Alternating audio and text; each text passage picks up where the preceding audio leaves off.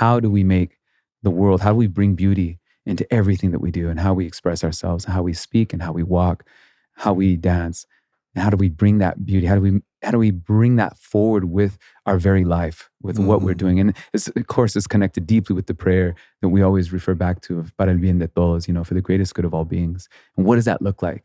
And what is the deeper teaching of the sweetgrass? Why is it the braid and the sweetness that it's the weaving together of the elements? It's you, I, and the other. And the other is like the offering, right? The Holy Spirit. Many names that we can give it.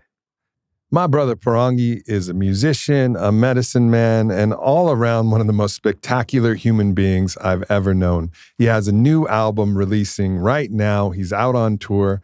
And this podcast was just a beautiful conversation with a dear brother who's had some of the most incredible life experiences of anyone I know. So enjoy this podcast with PoranguÍ.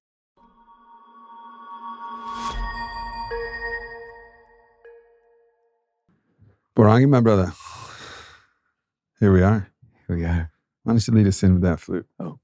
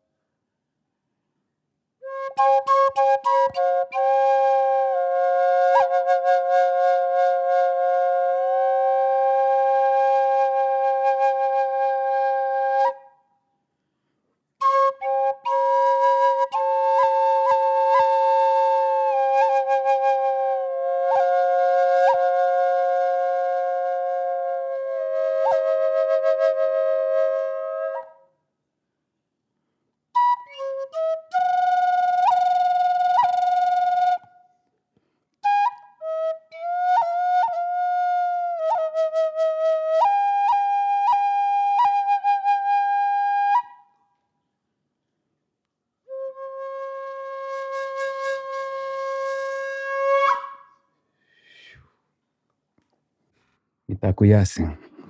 To all our relations.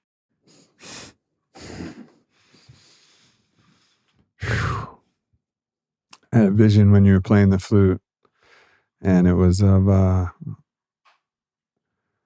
like a condor quetzal mix of a bird, but its back half was cut off.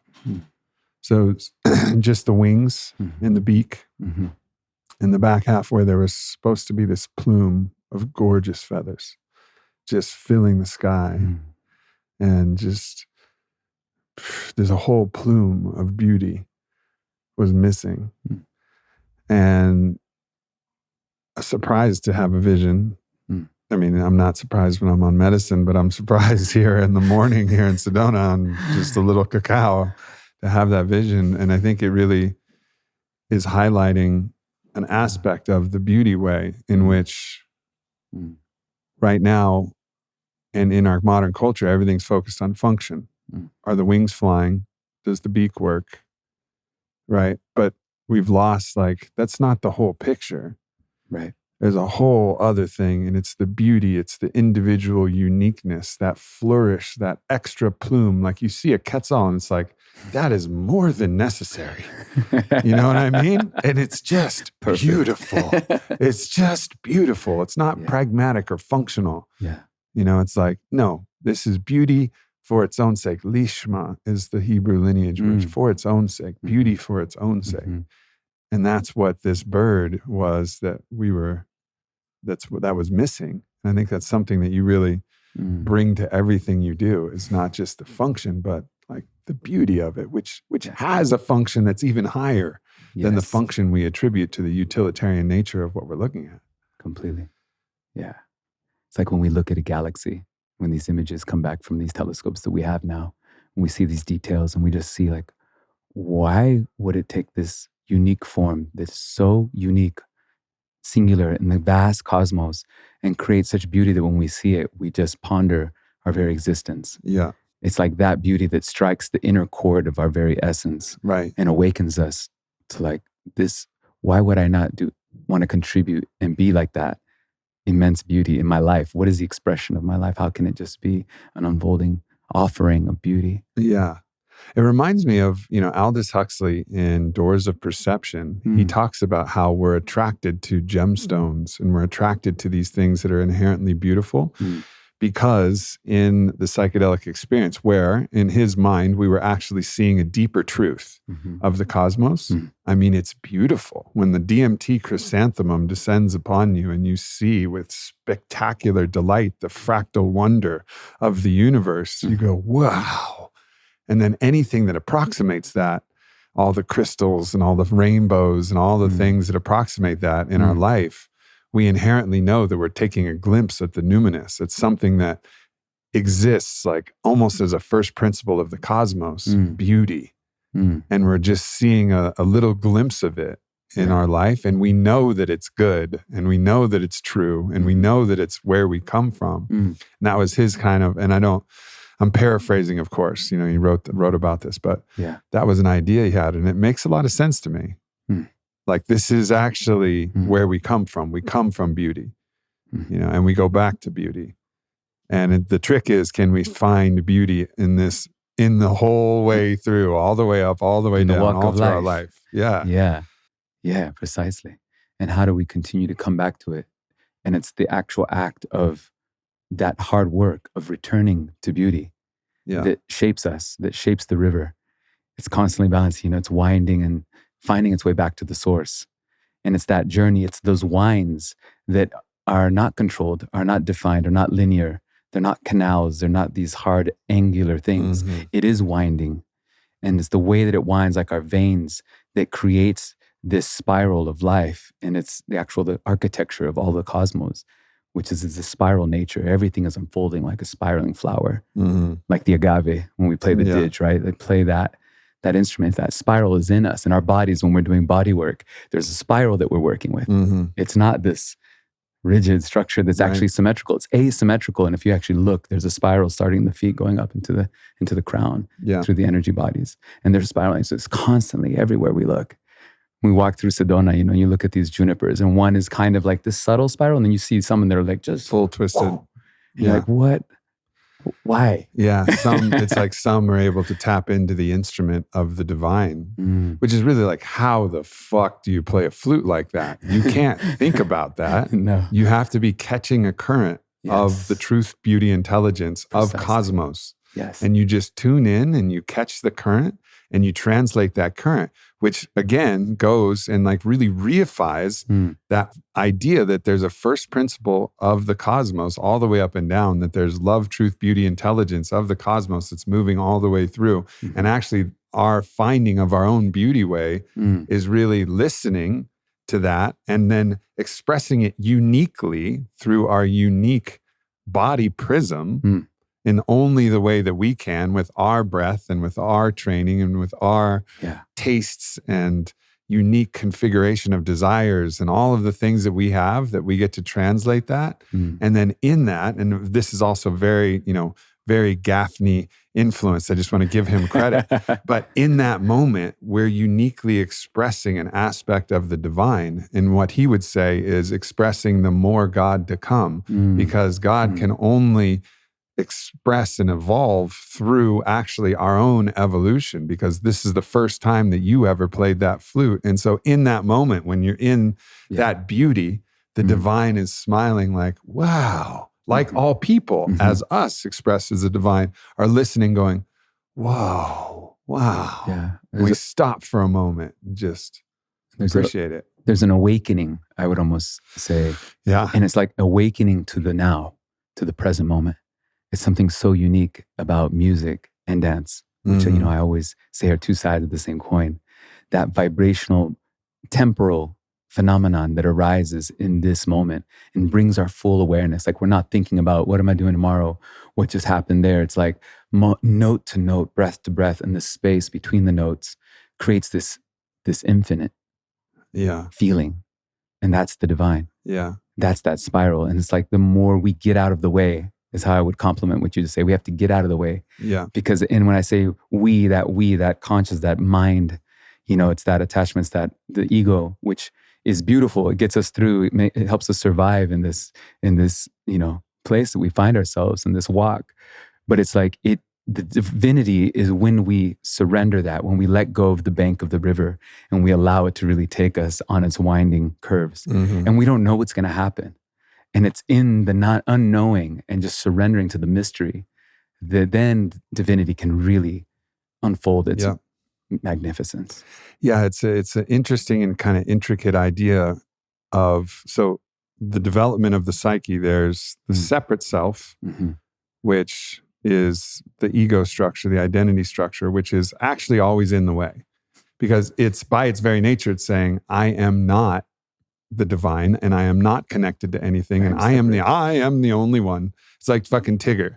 Like, the wonderful thing about me is I'm the only one, you know, which is true on one level and then also true on another level. It's true. It actually goes and circles back around. But so there's that separate self. Then there's the full connected self, which is seamless self, which is like the one taste, as the Buddhists would say, like merging into the unified field, completely surrendering identity. Very difficult to actually get to that because you usually bring at least some witness perspective to that. But nonetheless, like, we all have a taste of the unified field. And then there's the place where our uniqueness actually participates in the unified field. And so that unified seamless coat of the universe is seamless, being that it's one coat, but it's not featureless. And we're that unique feature. We're that prism, so that it flows actually through us and creates something new, some novel new experience. So it's both getting out of the way enough so that your ego and identity that says, I'm not that, and I can do it all on my own. I can do it all on my own. Self-made man. Let me carve myself out of my own statue. That fucking statue annoys the shit out of me. But so we get out of the way enough for that to allow the field, the emanation, the emanation of I am, to move through us. And then the I becomes like the refracting prism. I am. And I, in all your uniqueness, your unique fingerprint, your unique psyche, your unique configuration of desires, all of the M, the emanation, splashes through the I and creates that's that song that will never be created again. That for the first time and the last time of all history was created through the ultimate Poranguiness of that moment, you know? And that's where the real magic lies. It's like, it's this combination of like, all right, surrendering the lower aspect of the separate self, allowing yourself to feel the field, and then stepping back in as your unique prism, and then allowing the emanation to move through your eye. And then that's when like the most beauty occurs. Yeah. Yeah. I love that. You know, one of the ways it makes me think about, like, when I'm performing, you know, on a stage, in those contexts, you know, it's like there's this really interesting thing that happens. And even in this moment, it's like how there's getting out of the way, there's the splashing through the eye, but then I would almost say there's this refinement in then cultivating, as you cultivate this muscle, if you will, you know, this skill, this sense, it's then learning how to direct that and how to really focus it and channel it. Because we can just be raw energy, just like, you know, just expressing, just beating on that drum and just let that, and that's a beautiful thing too, it's just some rawness. And then there's this refinement that comes with time, with cultivation, which we all have. And it's something that I really believe, it's like every human being, in fact, is a musician and is a dancer Every single human being has the capacity. Some of us are born innately with certain just propensity and gift, if you will. We call that gift or talent and this kind of a thing. But everyone has that within us. And this old proverb, African proverb, says, if you can walk, you can dance, and if you can talk, you can sing. And it really catches the essence of this: is that do we choose in this life, especially in our modern life, to actually dive into that, to give that space, to give it importance, weight? And those of us who don't, I really feel like we get disconnected in a way that maybe is really tragic. And in our modern society, with the advent of technology and recording and Spotify and all these things where we can just consume music, if you will, just at, the flip of a switch or just a glance of the eye and, of the finger, we forget that we are authors and that music and dance are something that are so wondrous, magical. In fact, it's sorcery. It's a spell, right? Because we're tapping into these song lines, like you said. We're listening when we really listen. When the artist cultivated himself or herself, we totally get out of the way. We become this channel. We're receiving a river of music that is always there. We're just stepping into that river and we're capturing it, like capturing, this like current, like you said. And then we're bringing that forward into the present moment to be expressed. So in this moment, we are in the hands of the Creator. We are in the hands of Mother Earth, and we are her hands. Yeah. We are the hands. And so in that moment, we get to really become that. And so we channel it. But what happens when we just consume and we have this relationship to music that is purely from this consumer content perspective, which is the modern kind of, context we find ourselves in, is that we no longer feel empowered. We feel disconnected.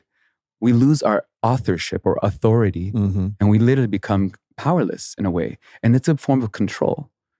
And it's what I really believe is essential right now at this time, is awakening everyone to their power as creators, as and you're authors. saying a form of control from the energy of empire, you could call it, which is something that my brother John Churchill calls it, empire, which wants us to just simply consume and be disempowered from our access to our own love, truth, beauty, intelligence, uniqueness that we're in. So like just consume. You're broken, we'll fix you. Here's a pill. Here's the thing. We'll dial you in. Don't worry about it. And all the while, everybody's life force energy, their God flame, is just getting lower and lower and lower. Yeah. And I don't know that it's even conscious. Some people might say, "Oh, they want to get us." It's like who's the they, right? The they is right here. It's like it's that unconscious part of us, right, that has fallen asleep and has gotten comfortable and gotten comfortably numb, as Pink Floyd so eloquently puts it. And so there's this invitation at this moment, which is it's only now, to step into that again, to reconnect to that authority, to inhabit fully our being. And it's an embodied place. That's another thing that's so interesting with the advent of all the technology that we have now, like DJs and like production. You go into like studio. I was just talking to my aunt, she works with Warner Chapel Hill Music and licensing and publishing for Latin America. I just saw her in Miami, and she was telling me how like so much of the music now that people are asking for, the content they want to license, all these big companies want to, license different music. She's meeting these artists, and like she had a meeting with them. She's like, no one pulled out an instrument. They pulled out computers and like controllers. And it's like, there's no instrument. There's no, it's like, it's changed so much now. Music, what has become even music and how we create music has gotten to this digital place that it really raises some interesting questions about what happens to us when we completely start to virtualize and leave the motion that is required, the dance of my fingers, the dance of my heart, and that act of the connection of that in emanating a vibration that is then palpably felt in the skin, in the cells, in the water of our being. And it doesn't mean that. So that's super important. But I want to make a distinction here, because I was always somebody who was like, plant medicines, the naturals, like that's what I'm all about. Psychedelics that are the natural plant medicines. But Rick Doblin always challenged me on that. Obviously, he's promoting, the legalization of MDMA, which is huge. It's going to change the world, and super in favor of that, of course. But he was like, well, there's some kind of inherent bias towards this kind of pre-modern glorification of, like indigenous culture is always better, First Nation culture is always better, natural is always better. And there's some truth to that, of course. It's true, but partial, right? Because there was also a lot of, superstitious practices and different aspects of that aren't exactly, and there's great advances in technology. So while mostly I think that's right, there's also kind of exceptions and beautiful things that can happen. And I think, so to go back to music, so that kind of opened my mind to actually like the artificial medicines. And of course, my experiences with ketamine subsequently to that have been like, oh yeah, Rick, like you were right. Like this is a key ally in my pantheon of medicine, and it is entirely artificial. There's no ketamine fruit. If there is, and somebody knows how to get ketamine off a tree, let me fucking know, because we going with baskets. But ultimately with music, take someone like John Hopkins. He's one of the musicians that I admire the most, and gives such profound transmissions. But one of the things that he does is, so like, all right, so if we take the 3 stages of development, there's the kind of the pre-modern, which is just play your music. It's like iboga music, It's just a jaw harp and someone like uttering these kind of guttural tones and like leading. Yeah, exactly. And it's fucking gorgeous. Or an Icaro, and it's just a chacapa and the sound, or, what you're actually producing when you just play the flute. There's that's gorgeous. And then there's the modern, which would be just like digital music, like dubstep or something like that, which has its place. Like it can get you moving. It can like push energy in an intense way. Even more, it amplifies what a normal drum could do, and puts it in a way that your whole body just like, oh, I can't stop moving. Like there's something valuable about it, but we've lost something. And then there's the third way, which is like, I would call it transmodern. So the third cycle, which takes the best of the pre-modern, the best of the modern, and then weaves it in. So it's a little bit like when you and Amani get together, and like the album we made in Remembrance, where it's the natural instruments with some digital amplifications and things like that. Yeah, that can create something also uniquely beautiful and uniquely for our time. And I mentioned John Hopkins, and I just want to finish this thought to not leave that an open loop. One of the things that I think makes him different than other ambient music artists is, and also he also has his own, electronic DJ kind of vibe, but I'm more into his ambient catalog. So much of what he's putting in start with field recordings. It's a fire first, or it's the waterfall at Teos Caves, or it's the sound of his friend's children playing, or it's the clink of a beer glass, and it'd be like, wow, that sounded cool. And then he takes that and then he applies something to it. Yeah. But because it started with the source sound of the earth itself. Then when he makes adjustments to it, it's like it retains a bit of the spark of that naturally beautiful thing. Yeah. And I think that's like, that to me is what excites me the most about music is like, I love all the different types, but when somebody can blend both like the instrumentation and the ambient nature of wind, or, and I know you use this a lot too, the crickets, the sound of rain, Well, yeah, I was going to say, weaving that in. Something I learned in the project, creating the music for PoranguÍ with Dr. Dan. And when he invited me in to work with ketamine for the first time, and, I was same as you, I'm pretty strictly stay away from synthetics for many years. It was a big ask, and it was in the middle of the pandemic. Yeah. And I was like, really? I'm like, I don't know about this, Dan. Like, I don't know this molecule. I don't know. But he's like, I think you're the person to make music for this. Like the best person. And he approached me. And so he dropped Ashley and I into the space to do several sessions, just to like understand and get to know this molecule. And in the space, he played a couple playlists that he'd worked with up to that point. And one of them, the first one, was really insightful because what was unique about it was mostly organic instruments, and it had a lot of some nature recordings in it that were in there. And that was really impactful because where it took me in that space was into like the underground caverns of the earth. Like it took me into the deepest recess of the earth. And I realized, wow, this is a way that I can go into myself, but also go into the mother in a way that we could never do in a physical body, that we could, and nor should we, in fact. I think there's places in the earth that are meant to be her sacred places, not to be penetrated or explored or mined or extracted by humans.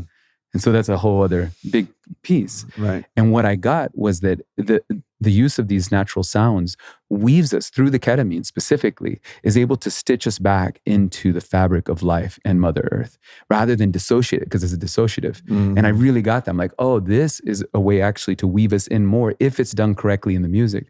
The second time he took me in, Gunter was with him, and they played me this track, this music that was synthesizers. It was more like Hopkins style, but even more like real synthetic. Right. And I could hear the consciousness of the composer. I could hear the chord, like it was so, I could feel their ego in my journey. And it was like the synthetic piece. And I felt very disconnected. Yeah. And so I realized how important it is. The music is used with ketamine. Ketamine specifically is like a blank canvas. So it can literally be distorted any way or woven any way you want. Absolutely agree. And you're a captured audience there. You can't go anywhere. You're kind of stuck. You're in for the ride.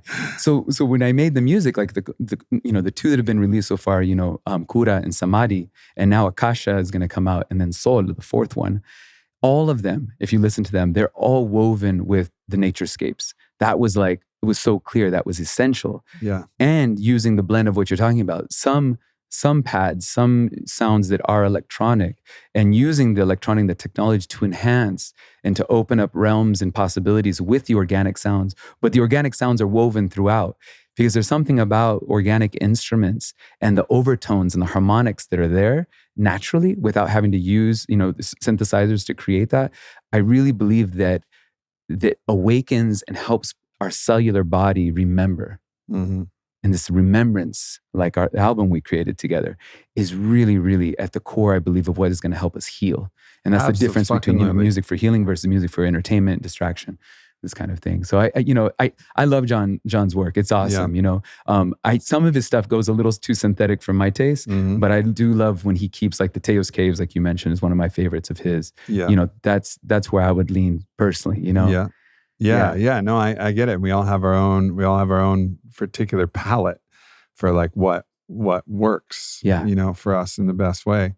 And I think this idea of remembering is also very important. I've been kind of contemplating on how we are given this story that we can't figure out what's going on with our body, and that we need to go to the priest in the white lab coat and do all of these things to figure out what's happening. But how could it be that we're the only organism on the planet that doesn't know what it needs to do to remedy itself? A dog has an upset stomach, it starts eating grass. Yeah, cats too, right? It just knows what the fuck to do. It's just like, oh, this is off. Let me tap into my instincts and I'll figure it out. But we've been fed this message that, oh, the body's a black box. You'll never understand it. Yeah. You got to go to us and we'll prescribe the thing that you need.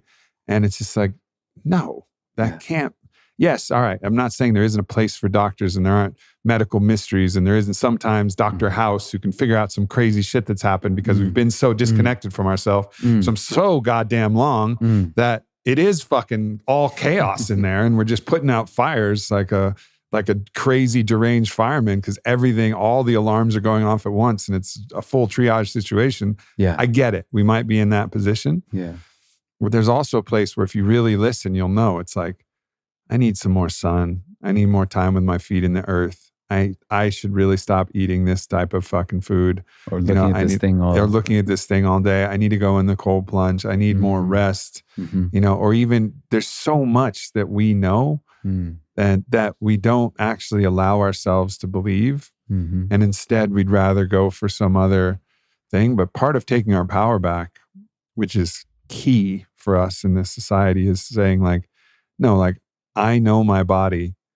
I know my body more than anybody, actually, because it's fucking mine.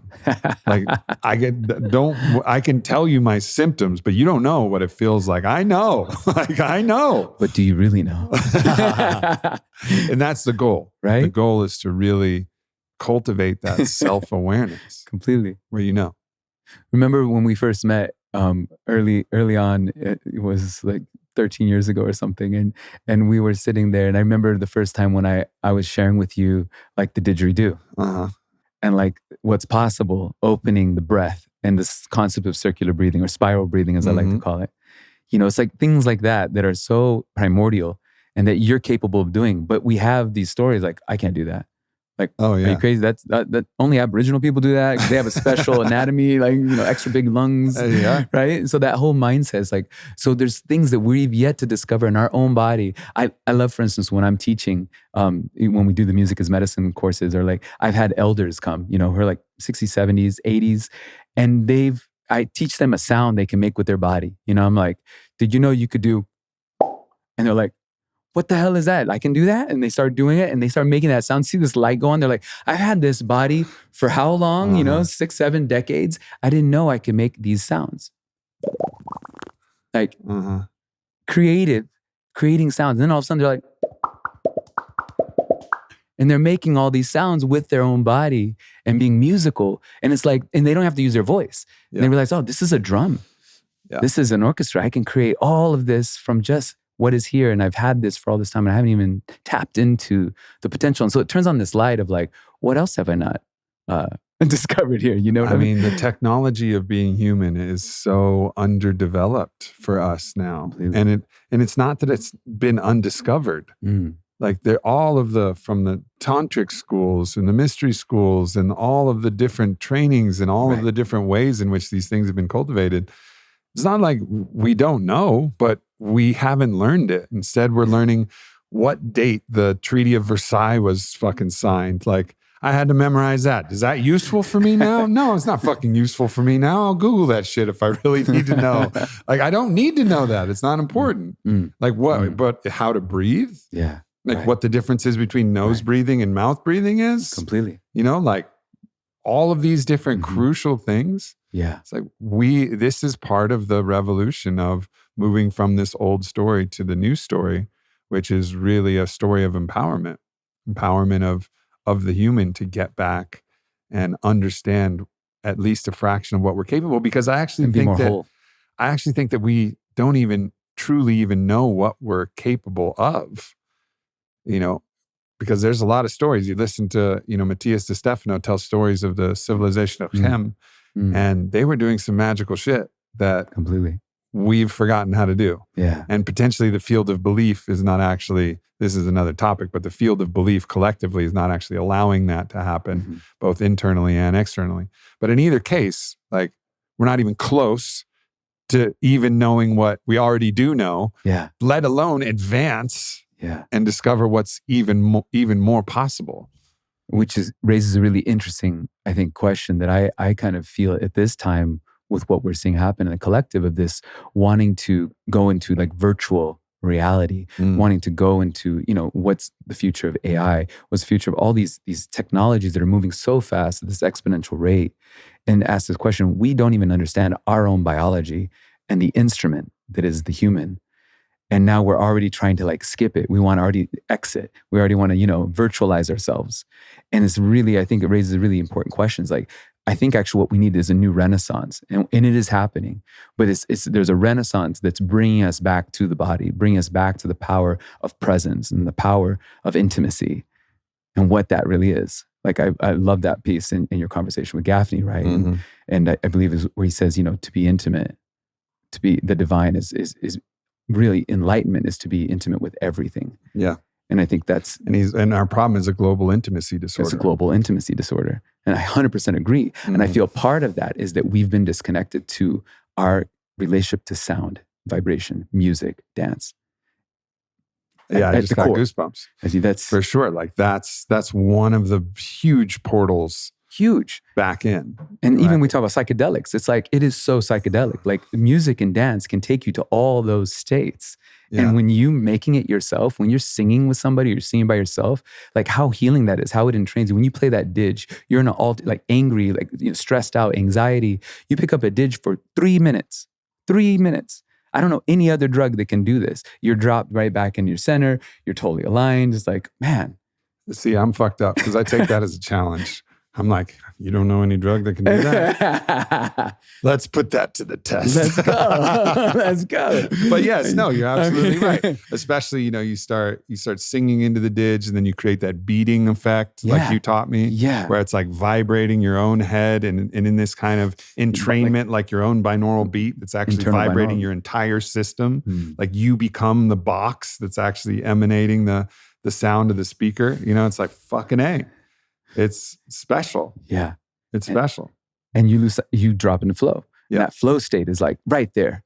Next, you look at the time, oh shit, I thought it was just going to 3 minutes. It's actually like 20 minutes later.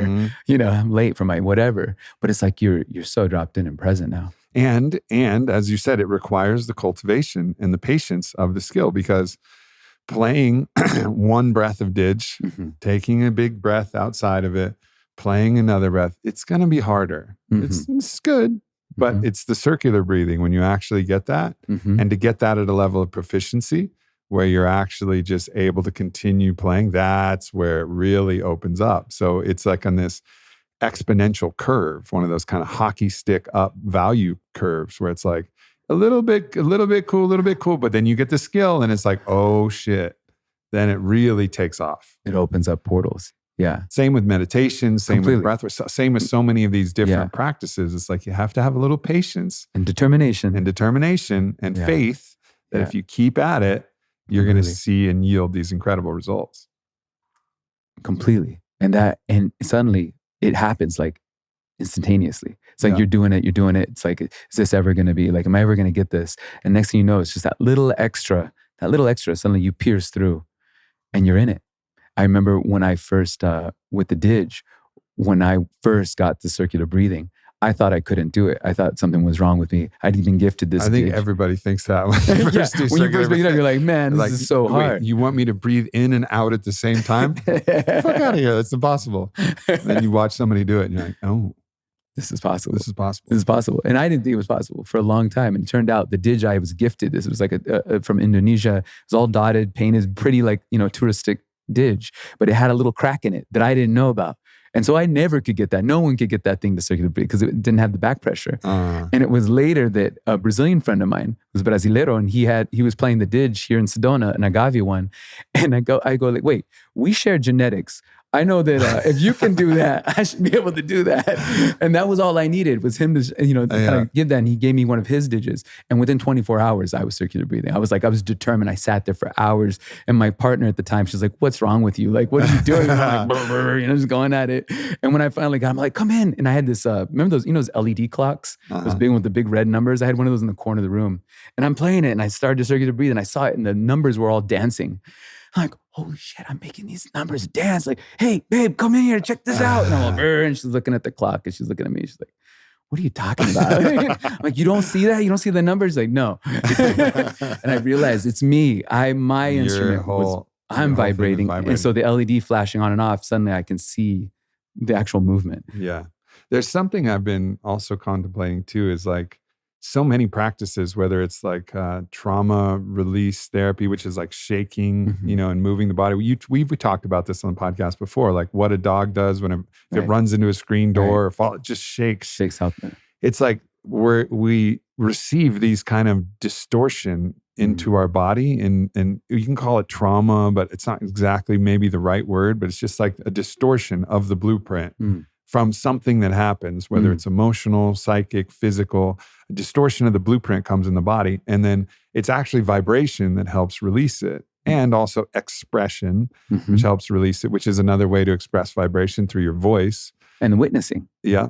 The listener. Yep. Yeah. So all of these things are like the ways to actually help us shed and purge some of this distortion energy that we collect. Through the walk of life. Yeah. That's returning to the beauty way. Yeah. That's the invitation. It's like, as we do that, the more we are equipped and we make the effort to cultivate, to vibrate, to move the things that become stagnant, that become these wounds, these traumas, the scars, if you will. We heal. In the process of healing ourselves, we generate the beauty, and we literally learn to make what we come in contact with, starting with ourselves, our own vehicle, right? This body, more beautiful than we found it. Yeah. I wrote a poem recently, and it feels like it's relevant to what we're talking about. So I'm gonna Want to go bust ahead it and out? read it. Yeah, please. We have a healthcare crisis, and it's not some virus, some new itis. The crisis is we don't care about our health.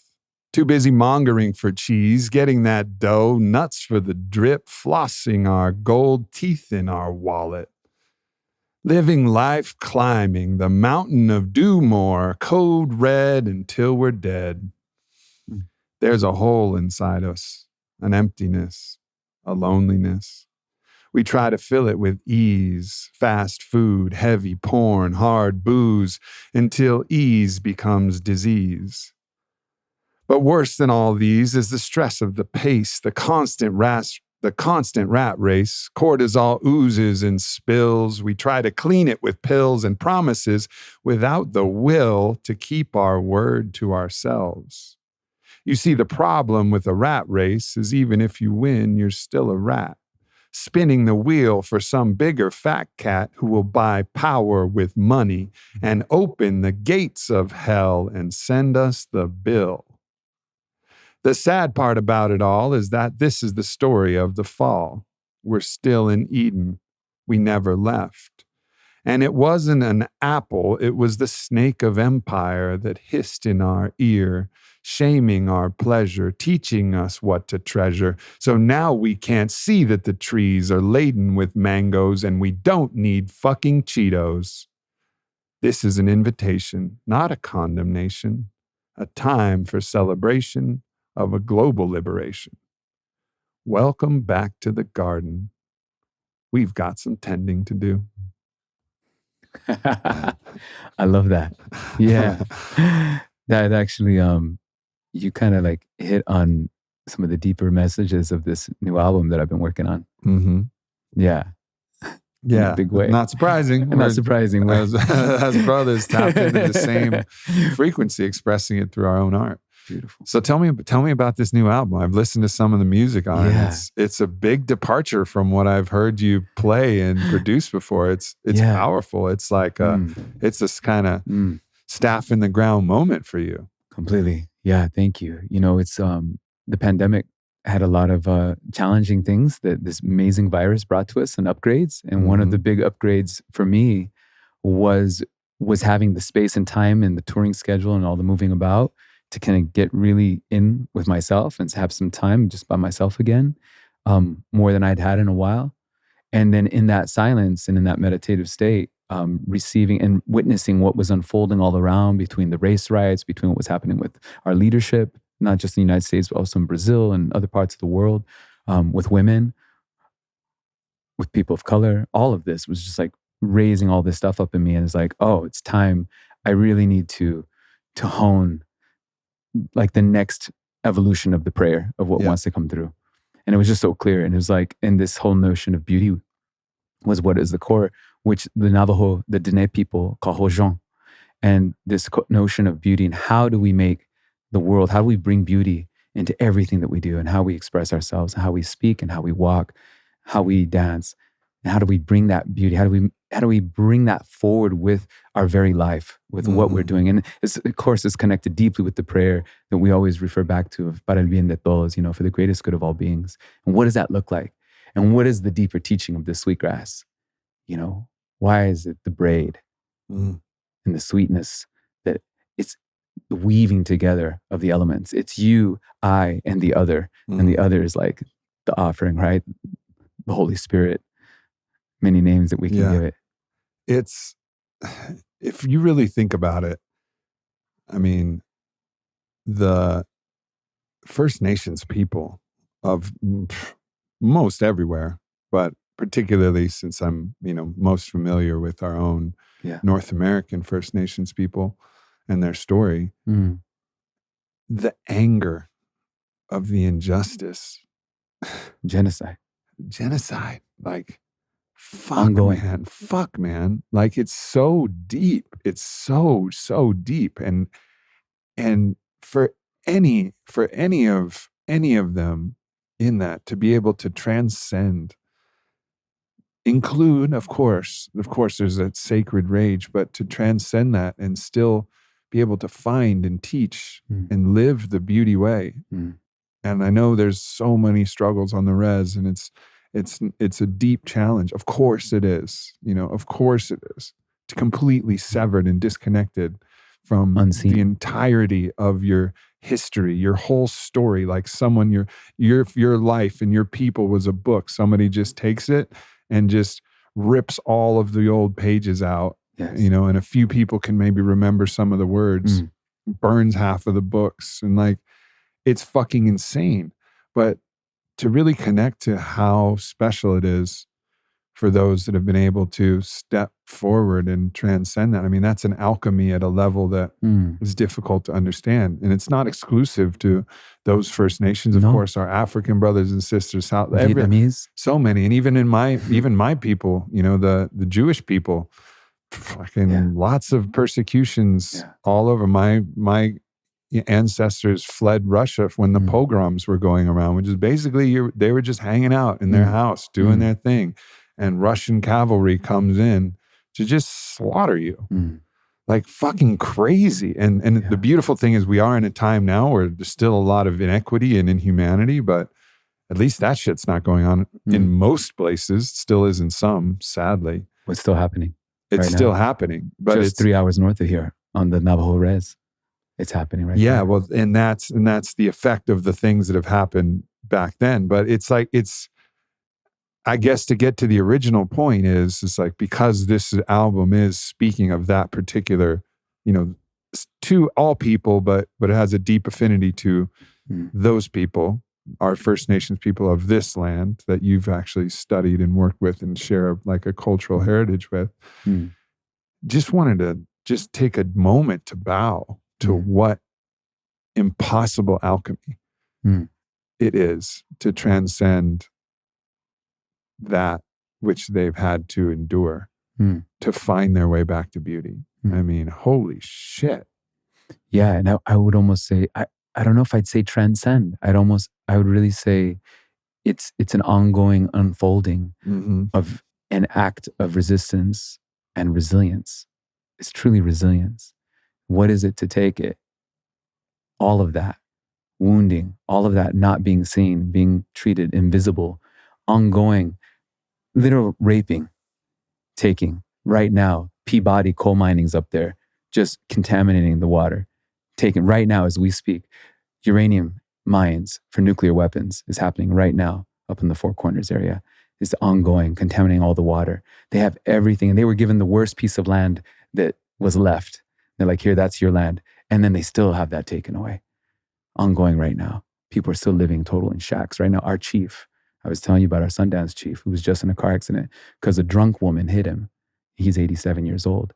And she came out DUI, and she's just alcoholic. Because alcoholism, diabetes, all the processed foods, all of the things that we've brought to the people there, that continues to contaminate them, continues to kill them, eradicate them. It's extermination. And no one talks about that. That's never on a headline. No one mentions it.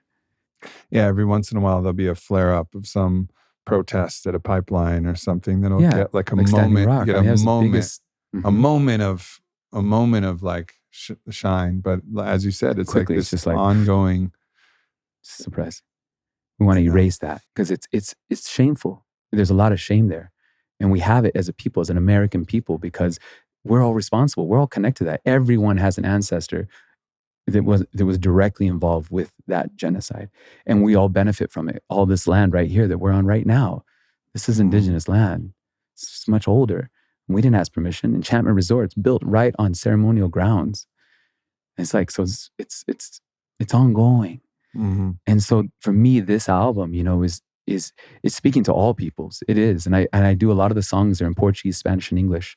I did it to be Pan-American because the conversation is inviting us at this time is how do we create beauty with everything that is, and shed the shame, because the shame is a shackle, right? It's a prison. It's never going to get us back. There's remorse, I believe, is the healthy part of that shame that then takes us back to our heart and then helps us connect to our soul esteem. And from that place of soul esteem, then we're actually able to do something about it. Then we're actually able, and we do it by starting with our own body and then rippling out from there in the instrument of coming alive, coming back online, and actually doing something because we can. Like right now, just being able to make a gesture right now, like our chief's truck is totaled and they don't have money to buy a new truck. And so I'm just like, let's raise some funds and let's get them a truck, you know? And like just those little gestures that go so far when you're dealing with people who are that repressed, just that little bit, man, there's nothing to somebody. $6,000. What is that to somebody nowadays? You can't do much with $6,000 in our modern society. That right there is allows them to get wood to get through a winter, you know, using their truck. Because without a truck, you can't do anything up there. It's such a strange paradox because most people I know hold the First Nations people in such high esteem. Actually, however, you hold the people in a culture in such high esteem. However, you just drive by the res and kind of, maybe not literally, but metaphorically, drive by the res, whether it's in our consciousness or whether it's actually on the highway, and just kind of look the other way and squint your eyes like, let's not look over there. But meanwhile, then we'll go back to our friends and we'll tell some story about, you know, that the native people once told and talk about, you know, Wakantanka and like these ideas and feel it and or people buy a headdress and like wear a headdress at a festival. Well, fortunately, people don't do that anymore. They kind of get that idea of like, you know, but nonetheless, like nobody's taking like real action. And I think we're all also confused as to like, well, what do we do? You know, like how can we really help? Yeah. You know, because sometimes money can help and sometimes it actually doesn't help. And I saw that when I did, you know, my own charity work in Africa, in Uganda and Tanzania and Kenya. I saw how disruptive it was to actually the local infrastructure of, you know, actually building the economy from the ground up when the best and the brightest of all of the people there were not working to build anything, but actually working to just get grants, because that was actually the best source. That was the way to gamify and improve their life for themselves and their kin, their like close family. So if they could get a grant, then they would be good. And that's not everybody. I don't want to generalize. I know there's a lot of beauty that happens there, but there's also double-edged, there's another side, there's a shadow side to just giving money. Of course, saying like, money, here's more money, you know. It's not that, because it's not the only way. It can't be the only, exactly. It can't be the only way. No. Something else, something deeper, something bigger, something more meaningful. Make relations. Yeah. And that's it. And when we say aho mitaku yasu, this Lakota word that everyone says aho, nowadays we use it almost as a general expression. It's kind of been adopted by a lot of communities outside of the indigenous ones. And I feel like sometimes it's that, you know, there's that fine line of when is it appropriation and when is it an honoring? When is it actually an embodying? Appreciation, yeah. How do we really embody it? And I really believe in it. That phrase has it all. Be a good relative. Honoring all my relations, not just my human ones. How can I be a good relative? I think that's one of the greatest ways that we actually can bring positivity and bring good relation, bring more beauty, is create relations, like connect with our indigenous relatives. One thing that really hurts my heart is how often I see people refer to indigenous people or culture or story as if it were dead, as if there's no native people left, as if it was all like from a museum. Like I see people even like, you know, wanting to do sweat lodge or like Temascal or, you know, but they're doing it in this way that's so like surface level, if that makes sense. Like I just see that, you know, we call those like rainbow lodges, you know, that's good. People are praying. It's like, no, I don't think anyone doesn't want people to pray, but there's a reason why the chanupa exists, why the pipe in these ways, like why we sundance and why these ways were created to prepare medicine people to be able to be leaders in society. And that's a living tradition. So when people just take that and go buy, you know, pipe at like the trading post and then, you know, they're doing their ceremony. I mean, it's good. They're praying. Everyone should pray. It's not just good, but there's a way to do that. It's like, why aren't we inviting living indigenous teachers who are alive right now? Why aren't we inviting them to the event or to the table or to the ceremony? Like, why aren't we bringing those teachers forward? They need that. That's part of seeing. That's part of inviting and creating relation, creating good relations. Because as we do that, it's like, that's healing forward and backwards. Yeah. Yeah. I mean, so my relationship with Maestro Orlando Joindama, the Quechua people, you know, and it's, I've seen that with him, you know, like bringing him out to like serve with our tribe and our people. And during the pandemic, nobody could get out there to Peru. And I heard from somebody who actually went based on, me talking about it, went out to see him, and he just DM'd me. He's like, hey man, it's tough times for Orlando down in Tarapoto where he lives in the village. Nobody can go. Like he can't, like a lot of his revenue is based on people, him serving medicine, because he serves medicine to his village for free. It's what he does, but so he requires other people. And you just send some money and create the relationship, and then learn and also recognize that it's not like he knows everything about everything just because he's native. There's like aspects of human psychology. It's like, yeah, all right. There's been some advancements, in the way that you understand this, but then in the areas that he does know, the depth of gnosis that's available is like astounding. And it's irreplaceable. Like you just can't replace it. Doesn't mean you can't have another great ayahuasca ceremony with somebody else, Westerner or with anybody. I mean, I think we've all had experiences, and I won't name names, but somebody who's not from an indigenous culture, God, fucking gorgeous. It's great. But it feels like, and it feels like building these relationships is really the thing that makes the most sense. It's not going to be the easy thing where you just lob a check like it's coming out of a fucking gonna drop from a stork and then land on you have to get in there a little bit deeper to actually do anything meaningful. There's too much trauma. There's really a lot of trauma. There's a lot of hurt, and there's a lot of different distortions that happen. Great example is just with our relatives up there, on the Navajo, on the Dene Nation. You can't just hand somebody some money. I mean, people are struggling with meth addictions, alcoholism. There's all these things that they may not be able to make a good choice to say. So as we know, it's just like anybody who's struggling like that in a place of trauma and wounding. One of the examples, and you've actually helped with this, with Sundance, is every year when we go to dance, we take a project. And so we've built composting toilets. Scotty Soltronic, a dear brother, who created the Ecozoic toilets that they've used at Burning Man. They're composting toilets and solar powered. And we brought that to the Sundance. And that's changed their understanding of just having an outhouse or just a hole in the ground where it's contaminating the groundwater.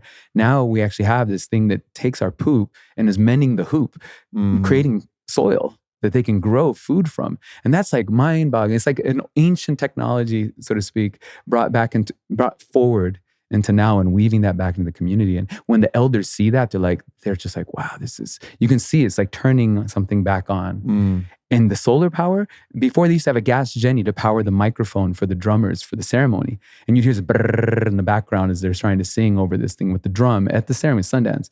And now we're using a solar panel, which is like mind-boggling. It's like silent and it's powered. It's a sun dance and we're powered by the sun, which is just so beautiful and poetic. Yeah. And that's all been possible by donations, but channeling those, making the relationship, going there and find out what is it that we really need, what's going to support the community, and actually doing that in that way. And so it's the relation building is more important than the actual money. It's like how that's being brought and having the relationship, because that's where the healing happens.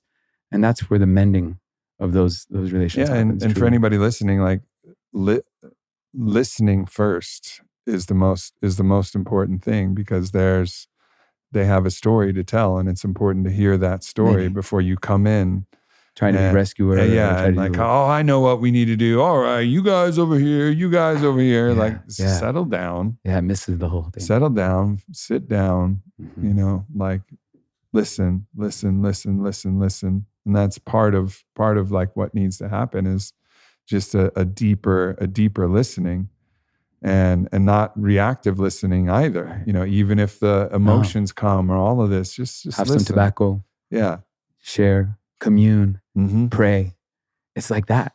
And when you do that, that tobacco helps to translate all the things too that the language isn't quite getting, right? That master teacher plant, that translator plant. And that's how we do it. And that's what they teach us. We take a little corn husk and you make that smoke and you make an offering and then we talk. And it's in that way, it's like, then there's an understanding. And so much is transmitted in that and healed in that. And so that's really an invitation, to anyone listening. It's like, how do we create those relations with our indigenous relatives who are alive right now, every part of America, from north to south? It's seeing the people and inviting them, creating relation like that. Yeah. Yeah. We can't set our storyline on the right track until we actually finish this open loop. It's like there's this open loop that we all have in the storyline of our country that like somehow, I mean, we can't go back in time, and it also doesn't work to continually self-flagellate and punish ourselves for the thing that was done by our relatives, right? Like we can't pay forever for the sins of our fathers, but we can actually take on the burden of closing the loop and make it not only not a burden, but actually a pleasure, a part of our purpose, like something that gives us meaning to say like, all right, I didn't participate in this, but I've certainly benefited from it. And nonetheless, Which is participating. Well, yeah, it is in its own way. You know, it's unavoidable in some ways. It's like, but yes, we're definitely benefiting. But how do we move forward? But how do we move forward? That's the fucking question. It's the witnessing of the trauma. It's that part of witnessing the song, listening to the song, receive the medicine of that being, creating that, sharing that story. That's why I say like that tobacco, just them being able to express and asking, actually having genuine curiosity. And it's in the sharing of the telling of that story, of the wounds, of all of that, which is hard to be with, but just giving it voice, giving it the space and the audience from someone who's descendant of colonizer is so healing. That's the healing right there. Because otherwise it's never expressed and it's literally turns into the disease. And then there's just wound upon wound because it continues and we just go back and we're like, even with the rescuer mentality going, I'm going to do all this. You know, it's such a way, it's the same exact mentality that goes all the way back to colonizer. Like, I'm going to impose my solution, my plan. And it's missing the whole point. The whole point is stop and listen. Allow the authentic story to be told and sit in it, feel it, have empathy, be intimate. And it's in that intimacy. Yeah. You know, the word privilege gets thrown around a lot. And I think a lot of people, you know, kind of pull back from it because I think what people pull back from is this idea of that we need to, it's almost like original sin.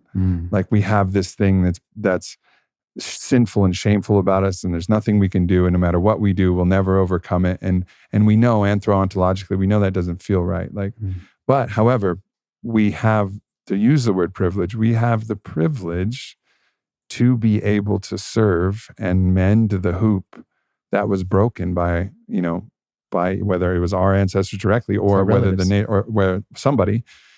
We have the privilege to be able to mend that, hoop. And this is what we all want ultimately anyways. If you look at any different study, it's like what brings people happiness, joy, satisfaction? What is the thing that changes every different marker of mental health? It's having purpose.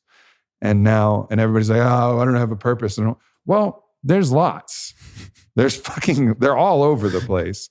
And you have the privilege of choosing one of those different paths to hope to go and mend the hoop. And there's many, many different vectors, and find the one that you're naturally allured to the most. And like trust that and use that in a beautiful way.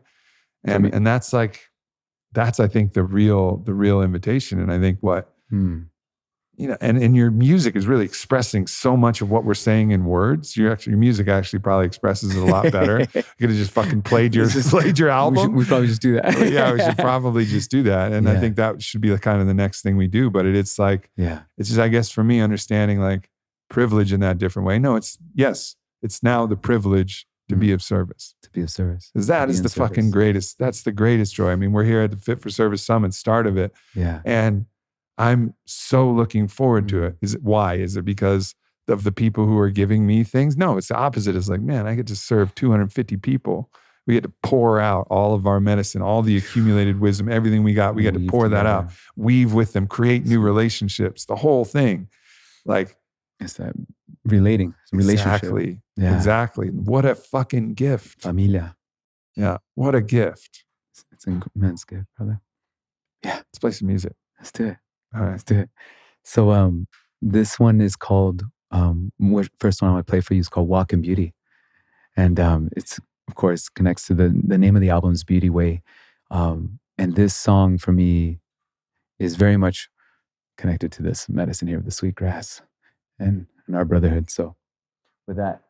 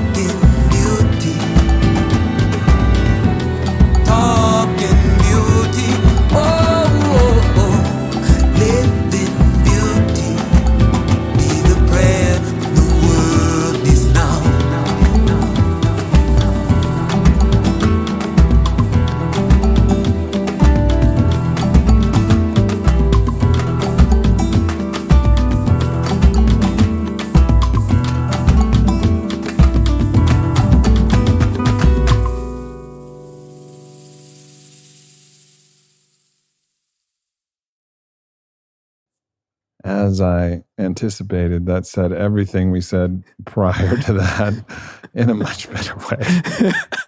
Music, man, and your Expresses words. the inexpressible. Yeah. We like clumsily threw a bunch of words and ideas at something. And then I was like, oh, that was it. That was it. Sorry for everybody making you listen to us talk for 15 minutes when that song just captures it all. And be the prayer. Be the prayer the world needs now. And like, be it. Just be it. Be it in every way, because it's not just the First Nations people that are hurting. We're all hurting. Like, it's a global intimacy disorder, intimacy with ourselves, with each other. Yeah, with the earth. With the earth, with everything, all the way across the board, all the way up and down. It's reconnecting all of the broken hoops. Yeah. And mending all of those. First, our own circle of ourself. And then once we find that wholeness of self, then bringing that wholeness and inviting the wholeness of other selves, and then the connections and rippling all the way out to the cosmos. That's such a good song. Thanks, brother. Fuck. I mean, to call it a song is like, I feel it almost feels blasphemous. I'm like, did I just call that a song? That's rude. I'm sorry. I don't know the words. Like, I don't know. What do you want? What do I want to call it? It's a prayer. It's a prayer. It's more than that. It's more than anything. Yeah. It's ineffable. Thank you. Yeah, I definitely came through. It's just like, okay, it's an honor to get to be the hands for this moment, to be the voice, put it down. But understanding this is for all of us right now. Like, it told me, it's like this, at this moment in history, this moment in the great continuum, this offering, is to help us remember, stitch us back in, put us back in that sweetgrass braid. And kind of, I think of Putin, Trump, and all these leaders, Bolsonaro. It's like, why would we make a decision to hurt and to create more separation and more fear, more hatred? It's like, it's come from a place of deep hurt. Yeah. And so it's just, we kind of like that thread that got broken off and sticking out. We just stitch it back in. Braid it back into the love, intelligence, beauty, desire of cosmos itself. Weave it all back together. And that's beautiful. Yeah. It's supposed to do that. Like, we have to just keep braiding ourselves back into her. And that's, as Charles Eisenstein beautifully articulates, the more beautiful world our hearts know is possible is, is a woven braided hoop. Yeah. And I think we see other people trying to create this top-down system of control of like, oh yeah, we're going to be one world, but these people are going to be in charge of everybody, and we're just going to be a number. We're just going to be, a cog in the wheel. So it's like the difference between like being a cog in the machine, the wheel that they talk about in Game of Thrones of like constantly seeking more power, the wheel of the separate self looking and chasing in perpetual rivalrous conflict with everybody else and win-lose metrics to something else, a whole different octave of understanding of wholeness. And that's the only way forward. And now, whether you call it blessing or curse, it's now the time for us where we don't have a choice. We got to do this. This is it. This is go time, baby.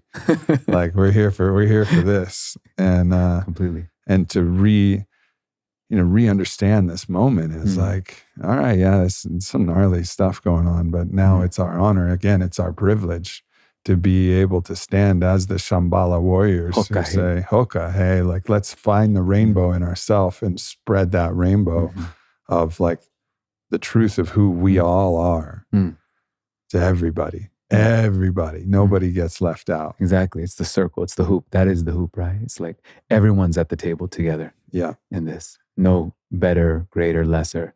The hierarchy thing needs to crumble. That needs to shift. The hierarchy needs to be in the hoop. Yeah. It's the architecture. And the grief and the pain and the purge. It's all there. And all of that to actually start to braid back. I mean, that's how we heal it. You feel it. And there's so many different ways. You feel it when you're in the lodge. And I've got to share a lot of lodges with you. I can't wait to share a lodge where you're actually, now you're, you've been blessed to be able to lead lodges. And I haven't got to sit with you and to do that. And fucking A, I can't wait. I can't wait to be in that with you. I've been in so many different ceremonies with you. And it's essential. Like we need not only the knowledge, but we need to step into the practice. And whether that's the simple practice of playing music and dancing, we have an amazing ecstatic dance we're going to have today with our Fit for Service community. Yeah. It's one little step, to actually find our own liberation and our own wholeness and in all of these different ways and bring that out into the world as a living prayer, an embodiment of a living prayer. That changes the world. That changes everything. That's it. And so this is, I hope, a soundtrack, that people can support them in this journey, in this walk, bring us back as music does so beautifully. Yeah. Yeah. And another trap we can get in is to think of it as like, it's too overwhelming. What are we going to do? Which is just actually a way to shrug the inherent gnosis of like, there's something we want to do and there's a responsibility to do it. And it's actually an obligation. And this is something that also, Gaffney's been helping to kind of teach me about is our unique obligation. And what he calls a unique obligation is to do that thing that is needed and that only you can do. Yeah. As we all have uniquely. That. If uniquely only you can do that, and that's through your voice, through your song, through your prayer, and again, it goes back to that unique expression of who we are. There's a unique obligation to fill the unique need that only we can fill. And everybody has that.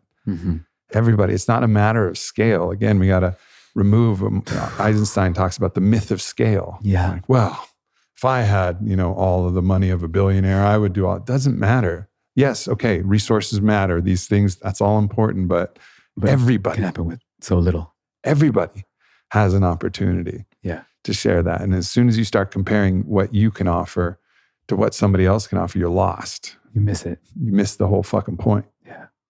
Yeah. It's so simple. Yeah. Starts here. Just open this voice, just open this heart, and show up authentically, show up with presence. And you've already done it.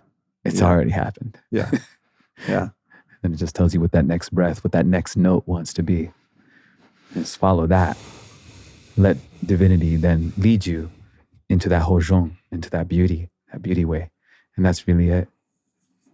Do you have another song you want to share? Yeah, I'd love to share another one. Okay.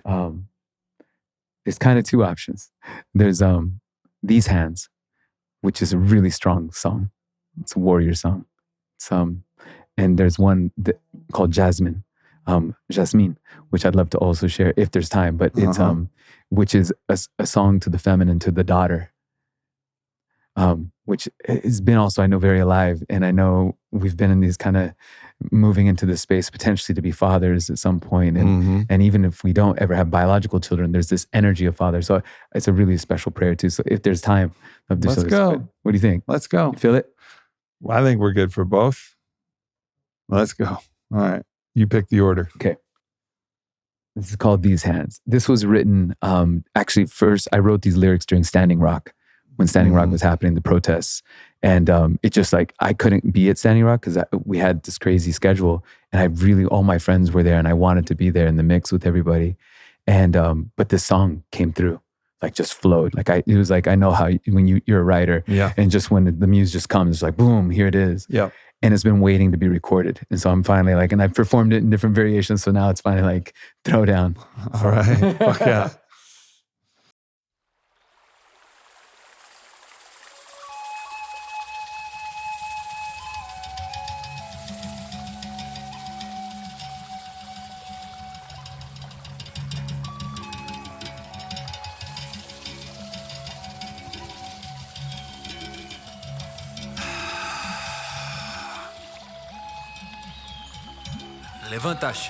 Levanta-se. Oh, meu Pai. Força.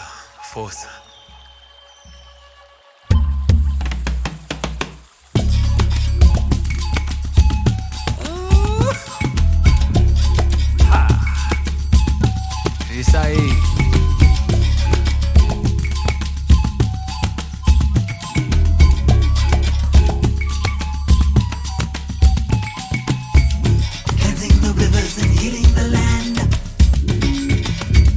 Stewards of beauty, the stewards, these eyes.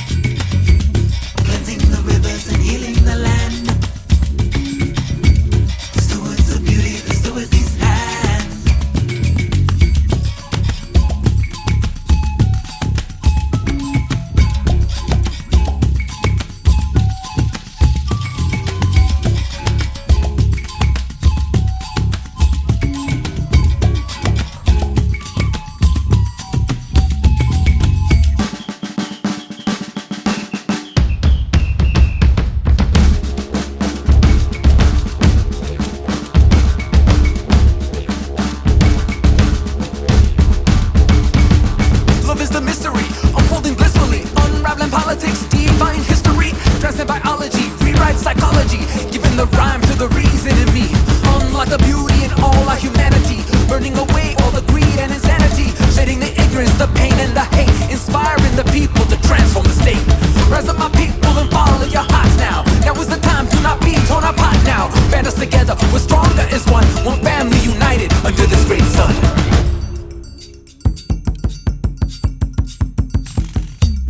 Cleansing the rivers and healing the land is the only way.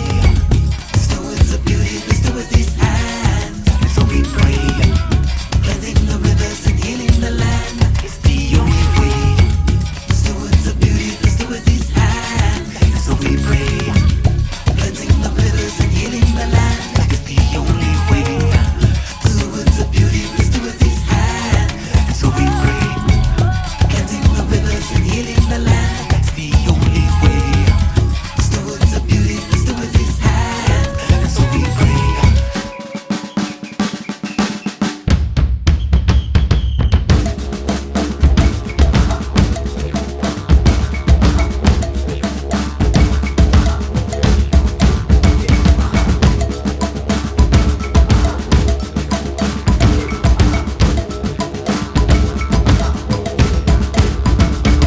Honor the mountains and tear down the dams. No more uranium or coal in this land. Enough with the gas and the lies and the fracks. It's time to own up and fill in the cracks. Come on, remove the pipelines and honor your word. The people, the answer to demand to be heard. For all of the treaties written in blood, we are mending the hoop and restoring the love.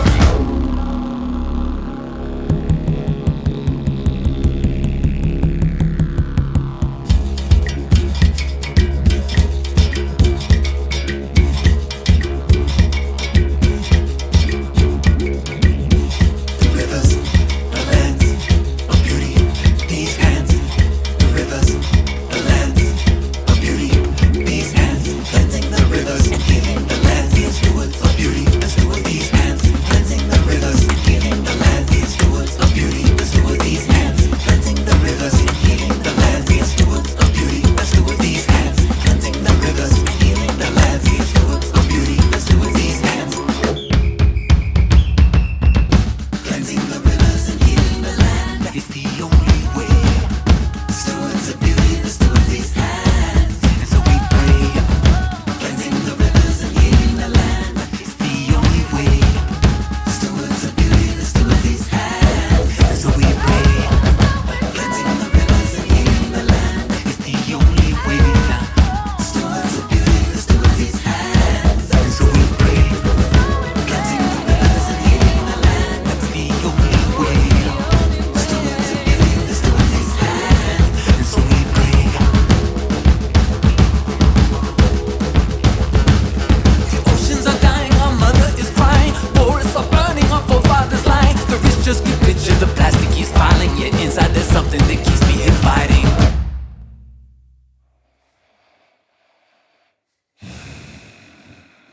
That's a revolution song. That's a fucking revolution song right there. 1,000%. Yeah. Yeah. And that's that warrior spirit that I think we have just this deep misunderstanding of the warrior nature. And yeah, all right, sometimes warrior nature expresses in actually needing some form of standing in physical force. Like, of course, there's always that point, you know. However, that's not the warrior. That's not the warrior that's going to heal the world. The warrior is like the sacred aspect of the warrior. Like, no, like enough. Yeah. And it comes straight from the heart, you know, and it comes through the hands. But the force of it has to come from the heart that's inextricable from the heart of the cosmos itself and the heart of Gaia. Yeah, it's like, find that fucking thing and let that be allow it to be that unstoppable force. Yeah. Yeah. And the sword cuts away the illusion. It's like, this is the truth. This is dignity. This is what is right. This is beautiful. Yeah. That's why we're doing this. We're creating the beauty. That's what our hands came here to do. For me, there's such a big part of this. These hands is because it's the prayer that, you know, with these 10 fingers, with these amazing hands, these opposable thumbs, you know, we can create everything and we can destroy everything. Yeah. And like what we choose to use his hands to pull a trigger or to create a fire, to ignite the heart of another into ecstasy, into bliss. Like how we can use these hands to build all of this magnificence, this amazing place, and do it in relationship rather than like, I'm going to make it be this. I'm going to make that sculpture you were talking about. No, instead, what happens what does the sculpture already want to be? What is it already presenting itself? How do I complement it? How do I just support its inherent beauty? And that's all Mother Earth is asking for. We are Mother Earth. And we forget that. We think we're separate from nature. We are nature. We're nature remembering herself and getting to sit back and listen to that sound and recognize that it's music and not just a sound wave. That's beautiful. It's becoming self-aware.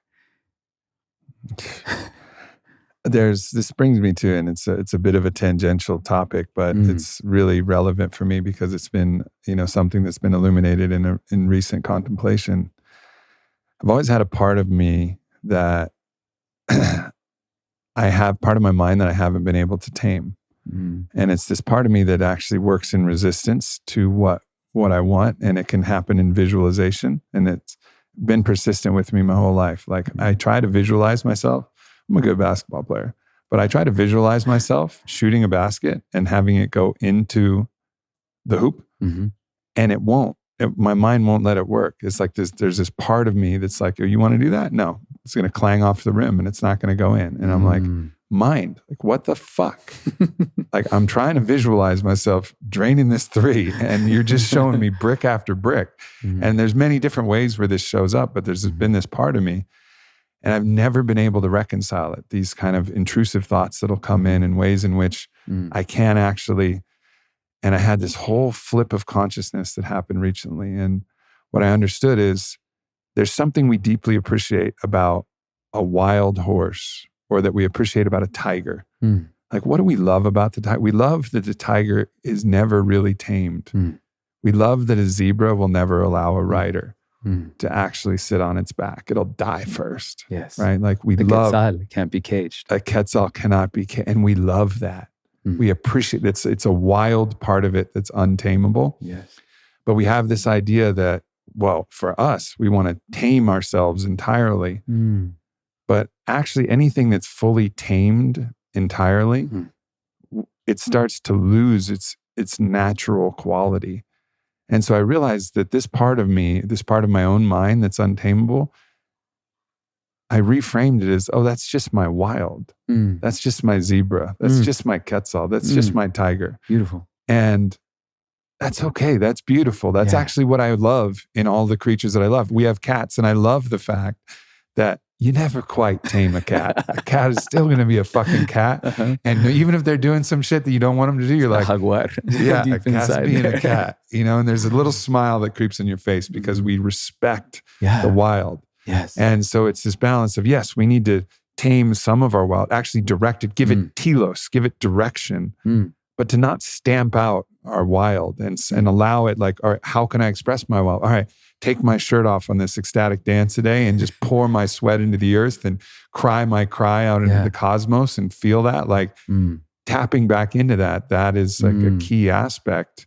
And I don't know if I want the entirety of myself to be tameable. It's okay. I just want to be able to direct my own wild into a direction that's going to be of service to myself and the rest of the world. Yeah. And it's been this just deep reconciliation of this thing I've been wrestling with for 25 years. And it's like, oh, Aubrey, that's just your wild, man. I love it. I love it. It's cool, right? It's very cool.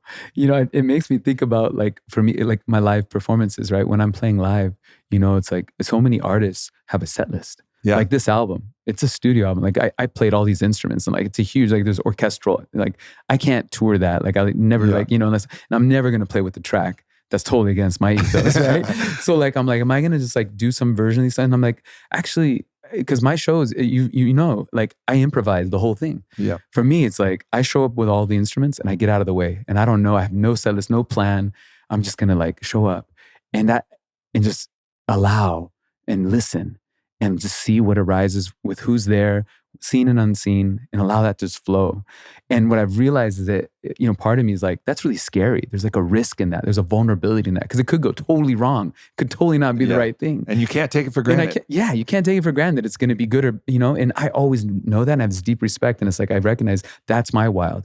It's like, I got to let that be this wild. It's that unknown. It's so vulnerable.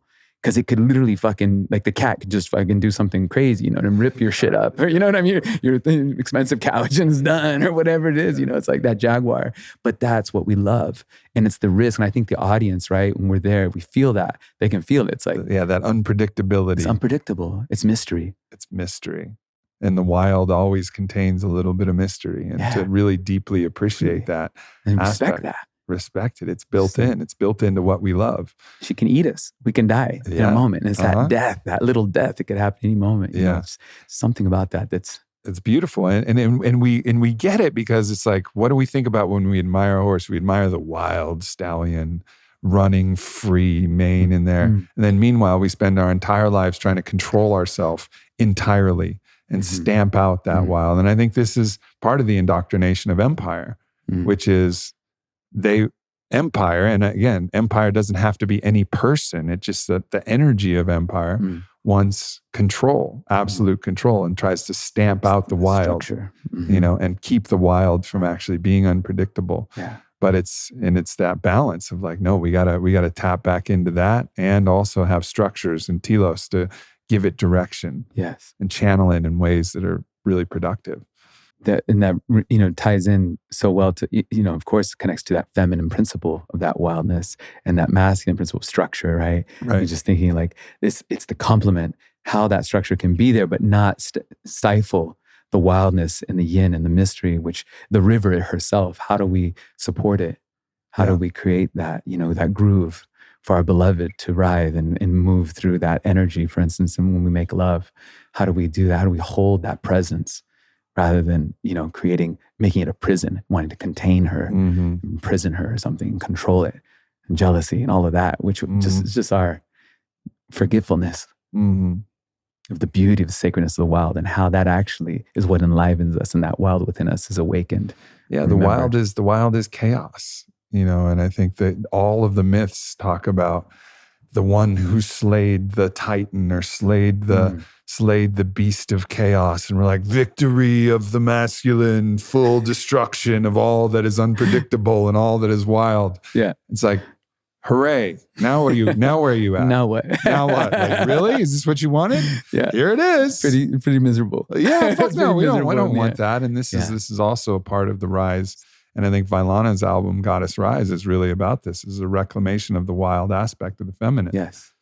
Which can be expressed obviously equally through a man as it can be through a woman. This is about energy, all have this. chaos and order. And it's about the balance of both of those. Yeah. And I think when people really get that, then they become, like a really potent force. Like the shadow masculine is dangerous. But when you actually integrate the feminine and the masculine into that divine masculine, which must contain both, it's actually an expression of both, then it's not dangerous, it's just deadly. Like the potency of it is so much stronger when you can really actually put that in. Deadly is maybe the wrong word because it invokes death, but it's like, it's another level of it, right? Instead of just being dangerous, because all of that aspect of our wild's in the shadow and wants to come out in some way. It's like, if you put an angel in a cage, the angel becomes a demon. That which you place outside of God must only follow a path of evil or of the devil, right? Like, if we start to push and exile this aspect of ourself, our wild, and put it in a cage, it's going to start to come out in all of these shadowy, manipulative, controlling, violent ways. But if we actually say, all right, no, I know that's in me. Let me find the right way. Acknowledge it. Let it breathe. Let it give it space, and let it sweat, and let it bleed, and let it cry. And honor its message for us. Fuck yeah. Yeah. And again, that witnessing. It's like letting that voice that we've suppressed be heard and have space and acknowledge. And not that that's like the ultimate either. Right. It's like, how is that informing the hoop? Yeah. How does the that inform structure. the song, the orchestra of life? Yeah. Yeah. Let's play Jasmine. Yeah. So this one, Jasmine is the name of a goddaughter of mine. And it's also the name that I would have given, or I would give to a daughter if I were to have a daughter in this lifetime. So she's an archetype. She's a spirit. She's a being. And she represents so many things. And I'll let the song speak for itself. But yeah, speaking to what we were just saying, it's that primordial relationship between the masculine and the feminine, and the relationship of father and daughter. Mm. Oh.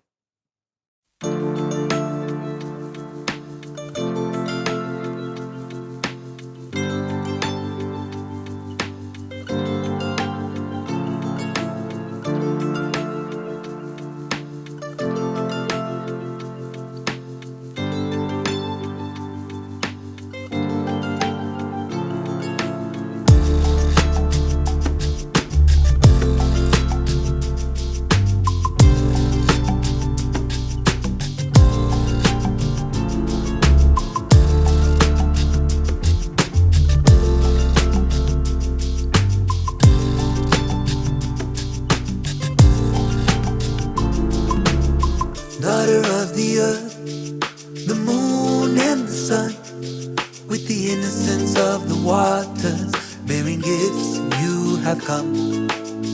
Queen of the night blooms, shrouded in the stars, may all men see you for who you truly are.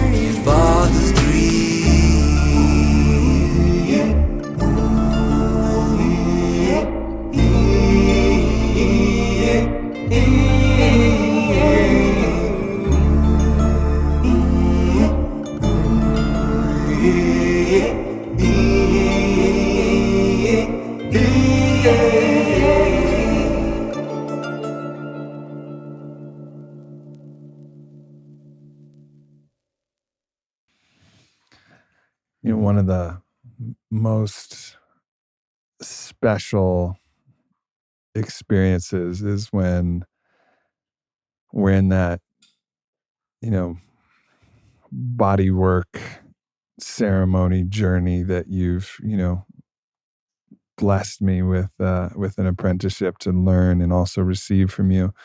There's a particular scent from Floricopia, which is also like one of the things you turned me on to, and it's the night blooming jasmine. Yeah. And it's precious, and it comes in this little vial. And when you're actually dropped in and you're really listening, Yeah. you understand that it contains the essence of the feminine, of a jasmine flower that blooms at night. And it's like it's so impossibly beautiful and gorgeous just to behold her scent, that if you're really listening, it'll just blow you into ecstasy. And almost this, it's too much. Like, goddess, calm down. Wow. Like, are you serious? Yeah. It's like the abundance and the abundance of the feminine when you really listen. And it's the same with your lover. You know, there's moments where I'm with Vailana where I'm like, you gotta be kidding me. Like, this is like, it's like blowing my capacity to even understand pleasure and understand, you know, the tapping into the erotic beauty of life itself. And it's so important to have that, to understand what we're fighting for. Otherwise, what are we fighting for? If not that? And every movie knows it. Like Braveheart knows that if it wasn't for, you know, Murren, his sweetheart, being killed by Empire in that case, which just happened to be the British in that story, we wouldn't care as much. You know, like there's something about the feminine that we know we're here to show up and protect, but we first have to feel her and let her love us and fuck us open, whether it's the scent of jasmine or whether it's our lover holding us in her embrace, or whether it could be any aspect of the Great Mother. It could be the river. It could be this pond we have outside here and the koi that are swimming around. But to let the mother in and let her love us and open us up. And then at that point, we look around and go, no, like, to the end, mama.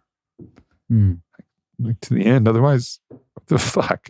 Just talk shit to your friends and whatever. It doesn't matter, you know, but like to really call out the warrior, it's like, to me, whether you're male or female, you have to tap into the beauty of the feminine, the absolute abundant beauty of it, and just let it blow you open. Just blow you wide open. And then you're like, all right, like, whatever it takes, mama, I'm here. Whatever it takes. And you find that in a person, and you find that in the flower, and you find that in if you're listening, and if you have the eyes to see, you find it everywhere. Yeah.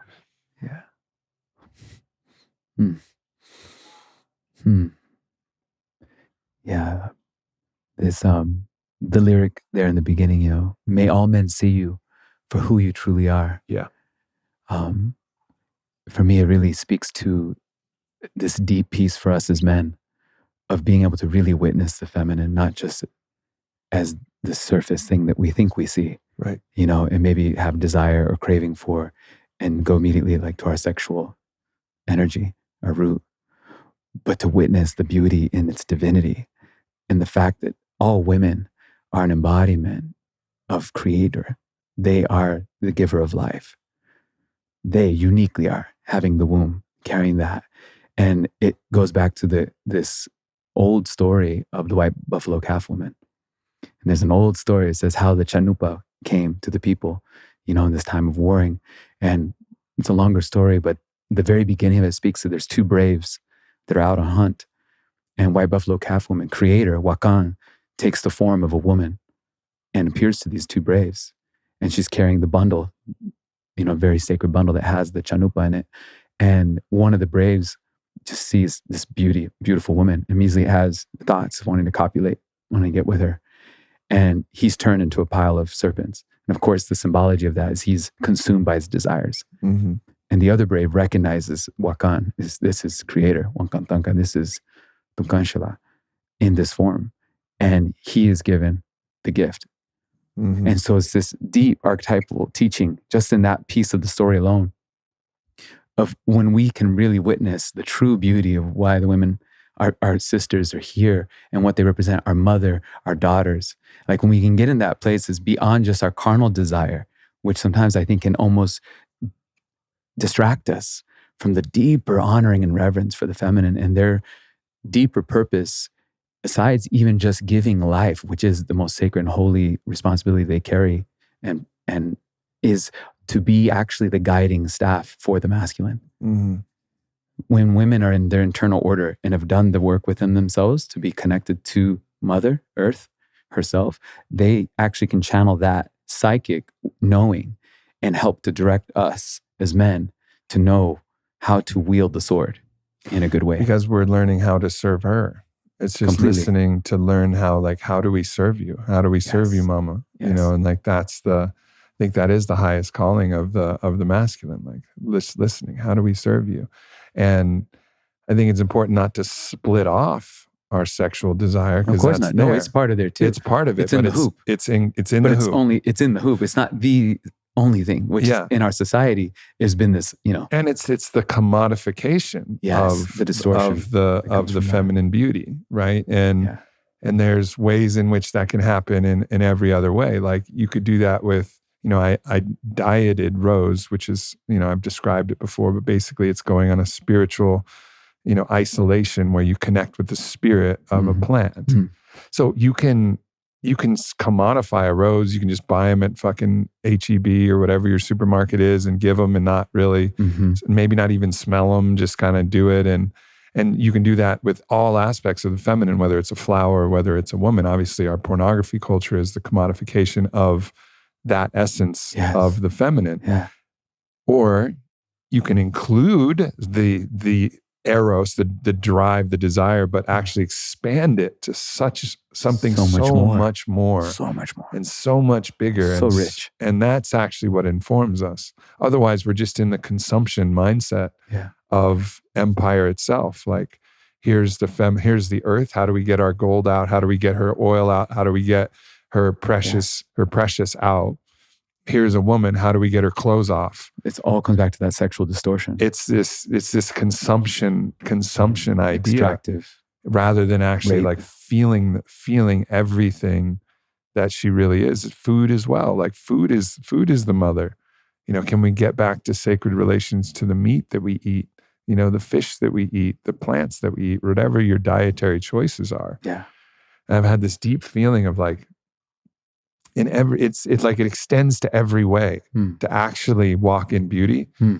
It really, like, you have to look at it like holistically and like, all right, how do I do this in a way that's embraced by spirit, informed by spirit all the way through. And it doesn't actually put limits on what you do. It's not saying, don't fuck with vital passion. It's not saying that. No, it's just saying include the whole picture. It's not saying don't eat any meat ever. It's saying like, make do that sure in a good way. Make sure that you do that in a good way. A good way. How do you do that in a beauty way? Exactly. How do you do that with consciousness, with presence, with reverence? That's it. And it goes back to the beginning of our conversation. How can you be a good relative? How do you make good relations? A good relation with my food, good relation with my partner, good relation with the land where we live. How do I, with my own sexual organs, with my sexual energy, how do I make good relationship to my sexual energy? Instead of just using it to like find momentary ecstasy, to masturbate, to just, check out. Yeah. Feel that gratification. It's like, how do I actually wield this and feel the energy moving through my body instead of just going to this ejaculatory state? Like, what is it to actually circulate that energy through my body, feel more alive through this sacred thing that we've received, this gift, this present?